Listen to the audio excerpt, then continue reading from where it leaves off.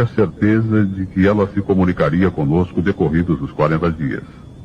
Como isso não aconteceu, os trinos se fecharam, tomando assim uma atitude de desconfiança em relação a qualquer comunicação que viesse através dos médiuns. Os trinos se esqueceram de que exatamente para isso é que tinha sido criado o doutrinador, não para evitar a comunicação, mas para interpretá-la à luz da razão. Essa atitude mostrou também uma ideia incompleta a respeito da comunicação com os espíritos. Assim como na transmissão do ensino pela palavra, o principal fator da comunicação é a emanação do plano vibratório superior que os espíritos de luz nos trazem. Nem sempre uma comunicação satisfaz o doutrinador. Há 1001 motivos para a desconfiança. O subconsciente do aparelho, a interferência de espíritos aproveitadores, ou até mesmo o estado em que se encontra o médium naquele momento. Mas é Neiva que afirma: digo em nome de nosso Senhor Jesus Cristo que o médium está incorporado. Acrescentamos nós: médium de plexo iniciático não mistifica. Portanto, sempre há incorporação. O problema é o que acontece no decorrer do trabalho. As mensagens no mecanismo psíquico instantaneamente, num relâmpago, num átimo de tempo, que é privilégio da intuição. A gente, quando intui o fenômeno, é porque está recebendo o fenômeno pronto e acabado, completo, instantâneo. Essa é a grande virtude do doutrinador, a intuição. Um momento, meu caro Tomoshi. Você, quando começa a falar, você não para, você dispara. Pelo que eu sei da fenomenologia humana, a intuição não é um privilégio do doutrinador. Todos os seres humanos têm intuição. Por que você dá a impressão que só o doutrinador tem intuição? Concordo inteiramente com você. Todos os homens possuem a intuição. Mas o quê? O processo intuitivo foi abandonado há muito tempo pelos homens, graças à implantação gradual do pensamento materialista, que começou, se não me engano, com os grandes impérios, principalmente o Império Romano. É sintomática a vinda de Jesus há 2000 anos sob a égide desse império. Mas Jesus nasceu bem longe do centro desse império. Se não me engano, nasceu na pequena Nazaré, bem perto de Jerusalém, e na verdade pertencia ao Império de Israel, o povo escolhido. Realmente isso aconteceu, mas por quê? Sim, por quê? Porque o povo escolhido era governado pela intuição e fora preparado durante milênios pelos grandes profetas que eram grandes intuitivos. Mas, como disse o próprio mestre, muitos são chamados e poucos os escolhidos. O povo judeu estava vivendo uma fase decadente sob o jugo romano, esquecido dos grandes profetas. Na ânsia de conviver com os senhores romanos e os agradar, foram destilando as forças de personalidade e abandonando o pensamento profético, cujo principal canal é o intuitivo. Para compensar, exaltavam as tradições e se amarravam no ritual, exagerando a forma e esquecendo as essências. E só os escolhidos, que conservavam os olhos voltados para o céu que rodearam Jesus, salvaram a mensagem para nossos tempos. Você entendeu agora, meu caro Conde, a grande inspiração de Neiva ao criar o doutrinador? É ele que está renovando o processo do pensamento humano e colocando as coisas nos devidos lugares. Para maior garantia do funcionamento do processo intuitivo, o doutrinador não poderia ser necessariamente o intelectual, o chamado homem culto, o homem vindo da universidade ou dos bancos escolares. Esse homem, o homem culto, representa a camada dominante da nossa civilização. E ele domina pela razão, pela lógica humana, o que significa dedução e indução.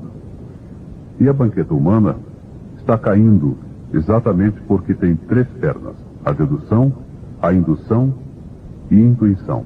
Mas só as 2 primeiras estão funcionando.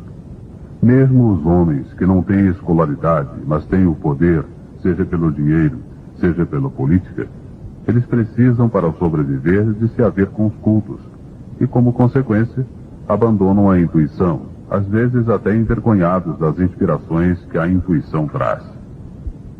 Neiva, criando o doutrinador, renovou a garantia da individualidade poder inspirar a personalidade a uma conduta que nós, aqui no Vale, chamamos de conduta doutrinária. E quando os doutrinadores se esquecem dessa conduta, eles se esvaziam, ficam secos, não têm inspiração.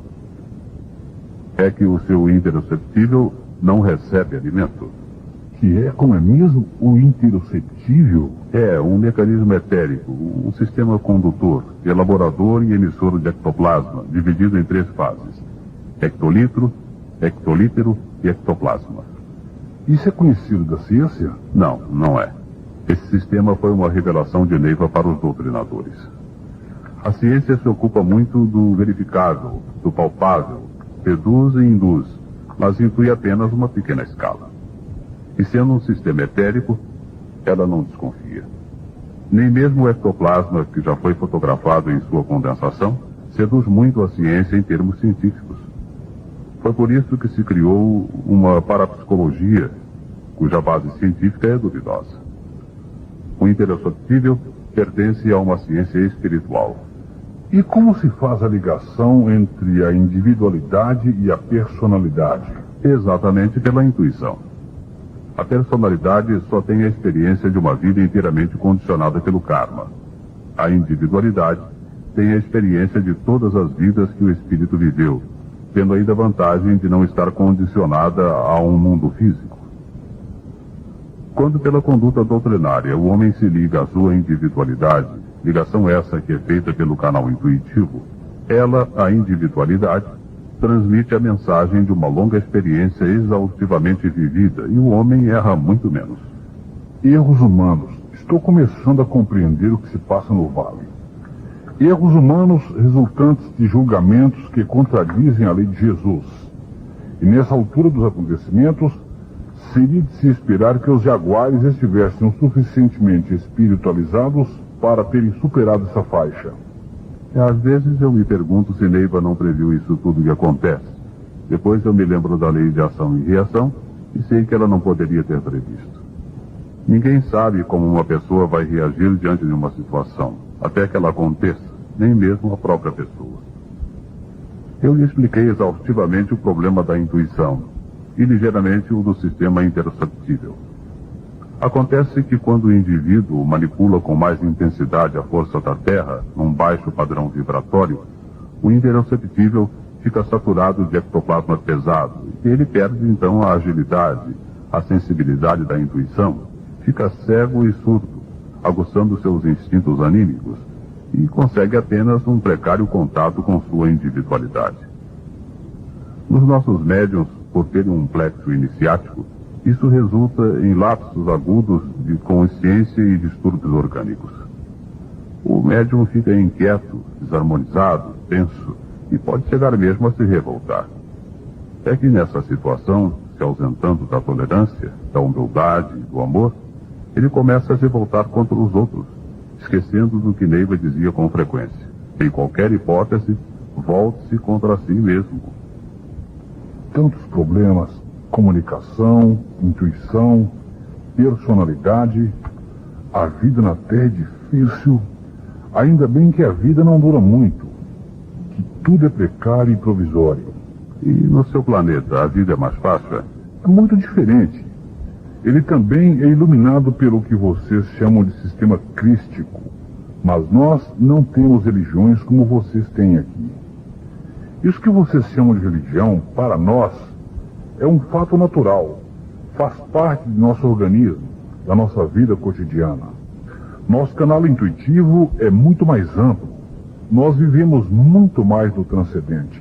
E vocês não veneram a Deus, não? Veneramos, mas não fazemos culto como vocês fazem aqui. Deus para nós é um ideal a ser atingido, um estado sublime, um caminho. Oportunamente lhe darei mais algumas informações sobre o nosso planeta. Mas agora é importante que você continue com a análise que vem fazendo, que pode ajudar inclusive a vocês mesmos. Mas eu tenho uma pergunta a fazer. Por que você se preocupa tanto com o problema personalidade e individualidade? Não seria melhor deixar fluir, deixar que os médios encontrem o caminho para seus próprios espíritos, sua evolução natural? Bem, essa pergunta demanda uma certa ponderação. Neiva nunca se preocupou com isso.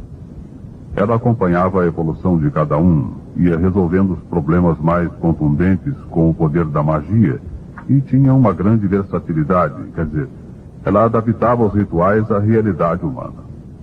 Tanto que às vezes ela anunciava um novo ritual e acabava por nunca terminá-lo, deixando-o no esquecimento. Por outro lado, essa minha preocupação não atinge o livre-arbítrio de cada um. Não. Não é minha intenção criar uma direção moral, pois isso há muito vem sendo feito pelas religiões e nunca deu resultado.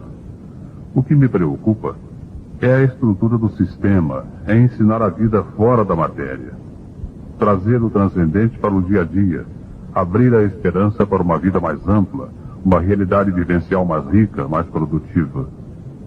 Com esse ensino, mostrar a razão de ser do karma e responder então as perguntas que habitualmente não têm respostas.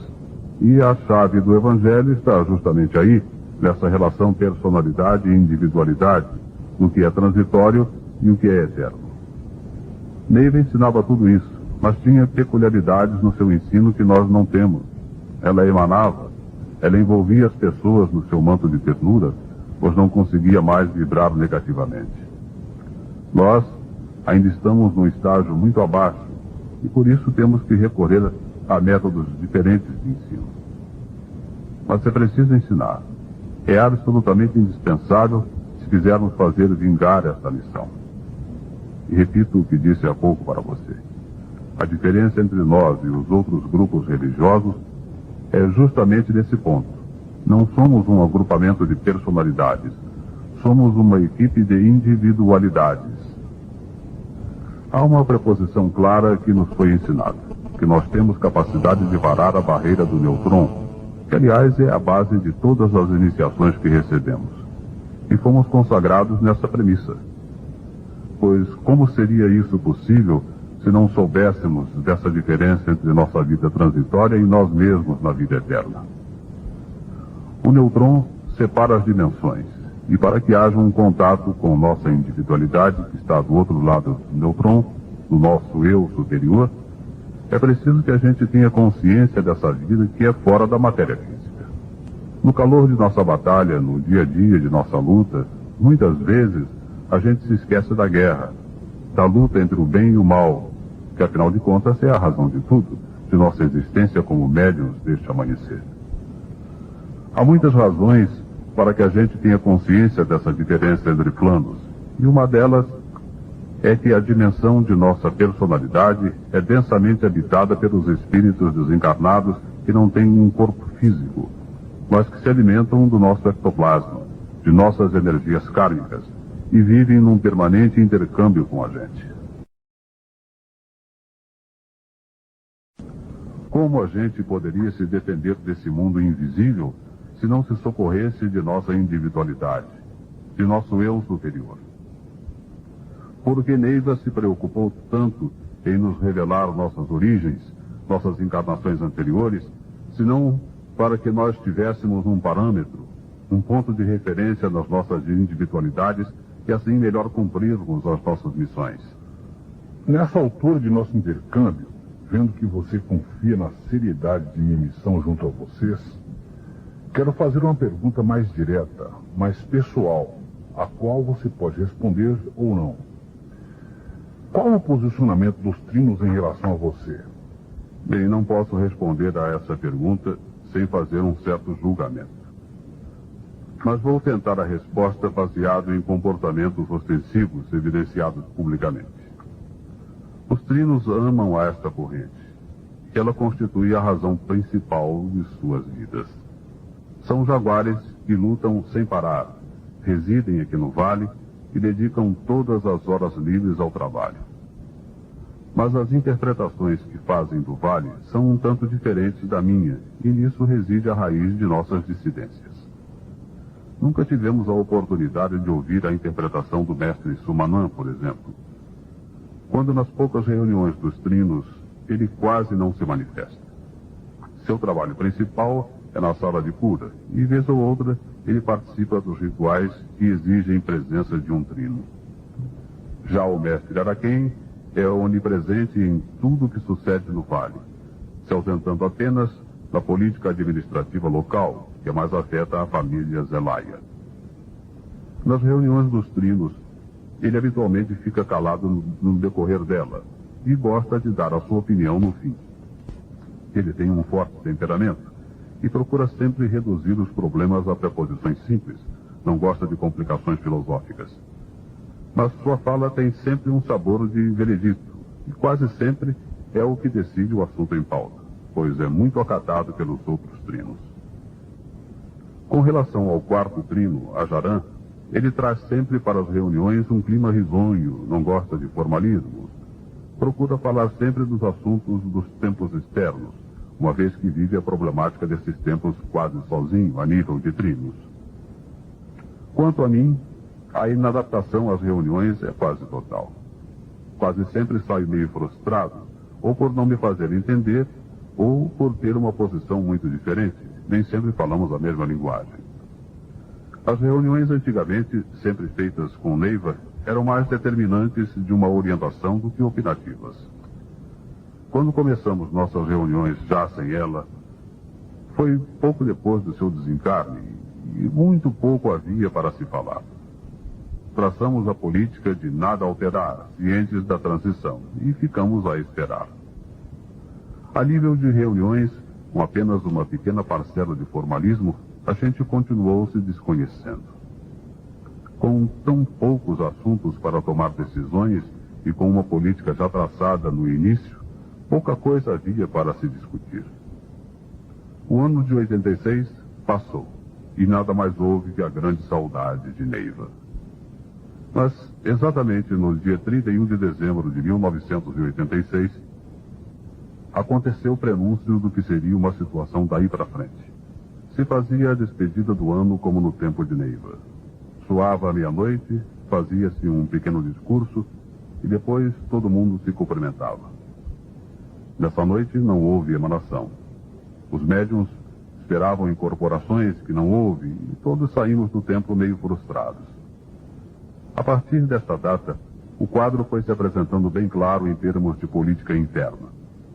Como definiu pessoalmente a mim o trino Ajarã, a partir daí, estava inaugurada a era Ajarã-Araquém. E assim tem sido desde então. As reuniões são raras. Os assuntos são todos resolvidos entre esses dois trinos, os quais mantêm um diálogo permanente. Os espaços de contato com os médios continuaram sendo ocupados pelo trino Araquém, que passou também a colaborar na área dos tempos externos. Desde então, o contato entre os quatro trinos se tornou raro, embora as distâncias entre os quartéis não exceda 200 metros. Então, qual se tornou o posicionamento dos trinos em relação a você? Bem, pelas palavras do trino Araquém, numa reunião de triste memória para mim, eu sou o intelectual, o filósofo, que tem as suas teorias e faz as suas interpretações, mas que traduzem os seus pensamentos e não os da doutrina. Nessa reunião, o trino Ajarã aceitou completamente a posição de Araquém e o trino Sumanã não se pronunciou.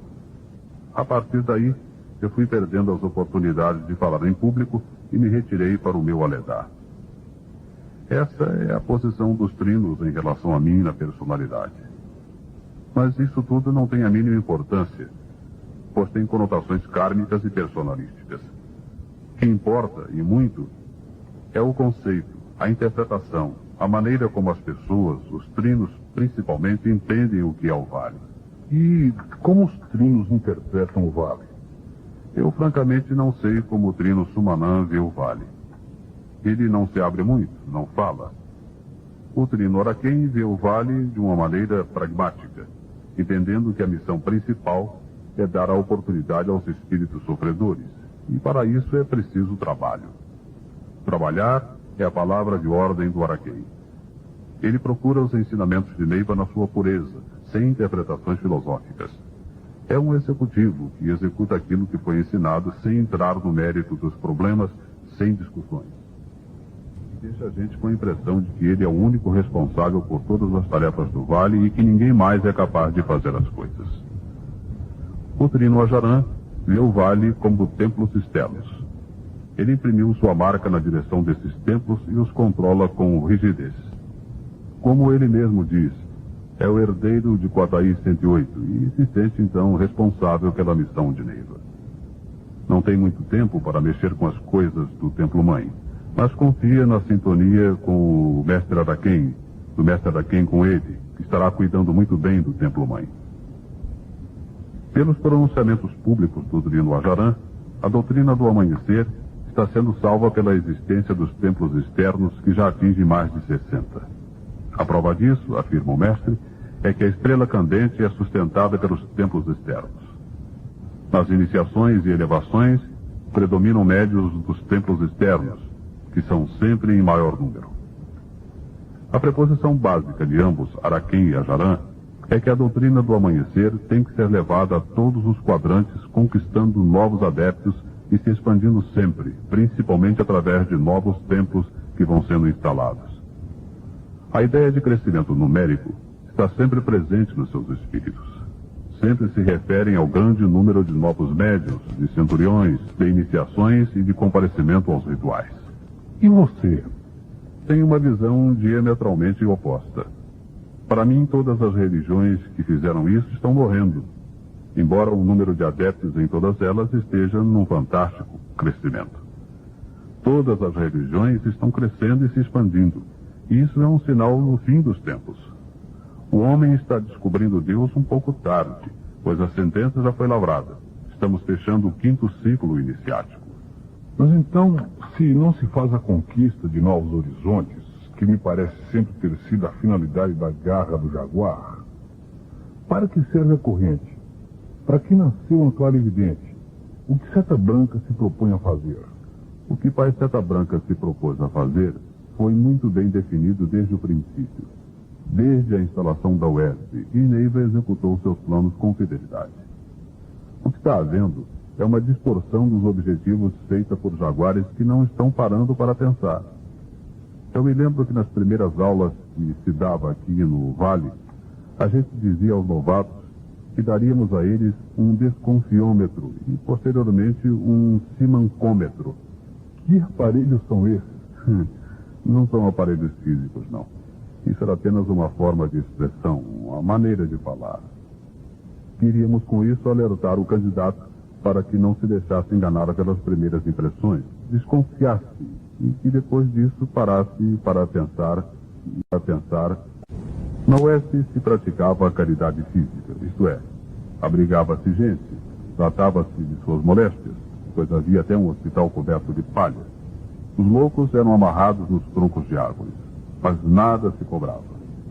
Isso excluía o famoso paternalismo. O que é paternalismo? É tirar do rico para dar ao pobre, receber do governo para distribuir sob o título de assistência social, receber esmolas, fazer coleta de dinheiro, organizar-se como intermediário entre quem tem e quem não tem. Nos nossos estatutos sempre constou: a ordem não se propõe a fazer assistência nem serviço social. E quais são os arranhões que o Vale já sofreu nesse sentido? Comércio e comunidade. Na minha opinião, não deveria haver uma comunidade tão grande.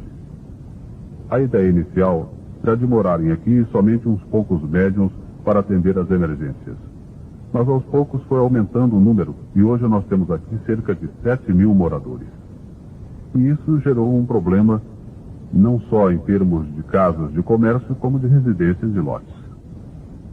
Tudo o que é problema resulta desse aglomerado de pessoas, necessidade de policiamento, brigas, complicações de jovens, vícios e pobreza, principalmente a pobreza que resultou em política, o que é um ônus pesado para nós que sempre nos declaramos apolíticos. Com isso, o Vale perdeu a característica de comunidade religiosa e está se tornando mais um lugar comum como qualquer outro. O que nos salva ainda é o prestígio que temos. Esse problema social vai aos poucos tirando nossa cautela em relação aos serviços públicos e pode resultar em envolvimentos políticos. Mas, Tumushi, isso seria de esperar, uma vez que o Vale tem milhares de médiuns e um bocado de gente que não tinha onde morar. Eu pergunto, em que isso realmente afeta o funcionamento da corrente? Respondo de pronto. Em primeiro lugar, a falta de controle da população. A gente não sabe quem é médium da corrente e quem não é. Há casos em que uma família põe uma pessoa para desenvolver só para justificar sua permanência como moradora. As pensões estão cheias de doentes psíquicos que a gente nem sabe e que ficam perambulando pelo vale sem nenhum tratamento. Esses doentes entram e saem à vontade, ingerem bebidas alcoólicas e às vezes se tornam perigosos. Por outro lado, eles dão uma péssima impressão para os visitantes e pesquisadores que nos procuram. Também nesse sentido, tem sido o nosso prestígio que nos salva. Se isso caísse na mão da imprensa, o vale ficaria desmoralizado. E o que você faria para sanar esse mal? Depois eu respondo, quando eu sugerir a terapêutica para todos os problemas do vale. Aliás, eu penso que já posso fazer isso. Você já tem uma ideia do meu ponto de vista, como eu acho que está o vale? Vou lhe dizer agora como eu interpreto esta corrente, esta lição. A resposta vai ser um pouco longa, uma vez que o vale está inserido num contexto planetário, como nos velhos tempos dos Tumuxis, que tínhamos em mão o Mutupi. E o que é Mutupi? Era uma espécie de mapa, uma cartografia da Terra. Ele mostrava não somente os acidentes geográficos, como também indicava as populações, os principais minerais, as situações agrícolas, os mares, os rios e os graus de adiantamento civilizatório. Esse mapa guiava as relações interplanetárias pelos pontos de referência na Terra, quer dizer, os grandes monumentos eram na verdade pontos de contatos com as naves que controlavam o mundo etérico dos núcleos civilizados das diferentes civilizações da Terra. Se isso era assim há 20 ou 30 mil anos, ou seja, havia um perfeito controle centralizado tanto das relações entre os núcleos terráqueos como com os outros planetas, como isso é feito hoje? É uma boa pergunta, pois minha afirmação dá a impressão de que houve uma regressão e que naqueles tempos a coisa era muito mais adiantada. Na verdade, o planeta Terra, na qualidade de escola de espíritos, progrediu muito. E isso é fácil de explicar. Na medida em que os espíritos vão e vêm através do sistema reencarnatório, cada vez vão progredindo mais e trazendo esse progresso para o sistema terráqueo. Se naquele tempo era necessário haver Mutupi e megalitos para as comunicações, hoje isso é feito pela eletrônica e pelo processo mediúnico. O plexo humano foi se aperfeiçoando e se subdividindo em plexos que alcançam as dimensões. Esse lento, mas seguro processo foi dispensando as custosas operações interplanetárias. Essas foram se tornando cada vez mais raras e hoje acontecem apenas em situações especiais, como é o caso do Vale do Amanhecer. Outro aspecto dessas comunicações com os outros planetas se prende também aos períodos cíclicos.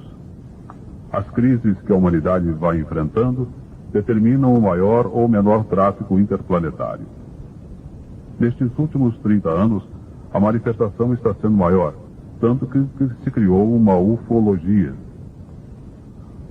O que eu disse até agora dá uma ideia a respeito de nossa missão.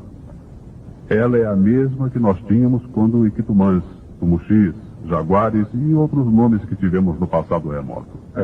Estou começando a compreender melhor a sua preocupação. A pista principal, o indício de que nós somos especiais, é o número de nossas encarnações na Terra. Neiva afirmava que nós tivemos 19 encarnações. Isso, no espaço de 32 mil anos, dá uma base de uma encarnação cada 1989 anos. Na verdade, esse número é apenas imaginário, pois o tempo de recolhimento aos planos espirituais foi muito variado. No começo desses 32 mil anos, havia mais tempo entre as encarnações. Isso se considerarmos que nos últimos 2000 anos elas tiveram uma sequência rápida. No tempo de Jesus, na Guerra dos 100 Anos, na Revolução Francesa, no Império do Brasil, no Angical e na última Grande Guerra. Também é preciso considerar que nós não encarnávamos todos ao mesmo tempo, pois para cada período da Terra vínhamos em grupos mais adequados para a situação do momento. E isso explica, inclusive, porque Tiãozinho afirmava que nós éramos 100 mil, e nós nunca comprovamos isso fisicamente. O mestrado registrado não atinge sequer 20 mil. Além da reencarnação, há também as colônias onde permanecemos por longos períodos à espera da evolução de nossas famílias espirituais. E o que realmente representa essa afirmação de tia Neiva de que vocês tiveram 19 encarnações? Representa que nós sempre permanecemos mais nos planos espirituais, talvez em capela, o que é um indício de muita evolução. Isso indica que nós temos mais evolução do que os grupos circunstantes e que nós viemos exatamente para os evoluir.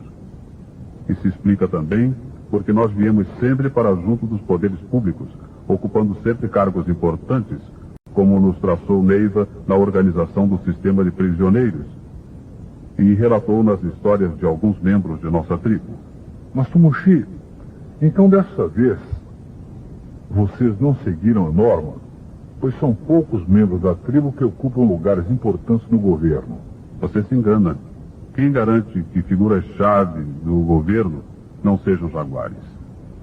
Isso pode acontecer sem mesmo eles ou nós sabermos. Por que então nos declararmos apolíticos? Por que os principais obsessores dos políticos são exatamente os falcões?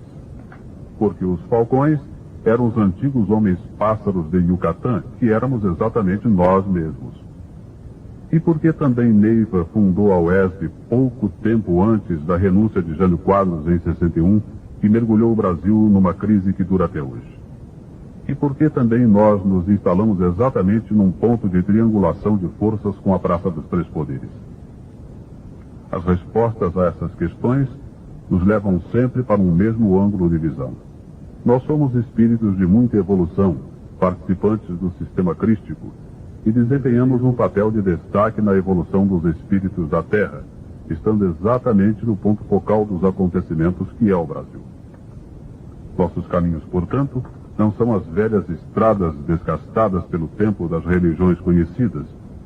Não visamos a conversão para uma religião particular.